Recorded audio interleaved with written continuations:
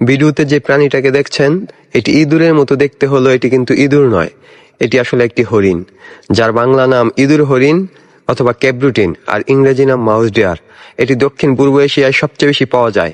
নামের কারণে কিংবা দেখতে ইঁদুরের মতো মনে হলেও এটি আসলে স্বতন্ত্র স্তন্যপায়ী প্রাণী, যা আকারে খুব ছোট, লাজুক এবং বনাঞ্চলে বসবাস করে। প্রজাতি ভেদে এটির জীবনকাল 10 থেকে 12 বছর হতে পারে আর ওজন 8 থেকে 10 কেজি সর্বোচ্চ। কচি ঘাস লতা পাতা খেয়ে এটি জীবন ধারণ করে। আর সৌদি আরবে আসার পর জীবনের প্রথমবার আমি সরাসরি এই মাউস ডিয়ার দেখছি, তাই ভাবলাম যে ভিডিও করে আপনাদেরকে একটু দেখাই। আসলে আমি এটাকে ধরতে গেছিলাম, আর এটা এভাবে কখনোই ধরা সম্ভব না, কারণ এটি অনেক লাজুক আর ভীতু প্রকৃতির একটা প্রাণী। খুবই ভয় পায়, কাছে গেলে একদম অনেক ভয় পায়, দৌড়ে পালায় যায়। অনেক চেষ্টার পরও আমি এটাকে আমার হাতের নাগালে আনতে পারি নাই।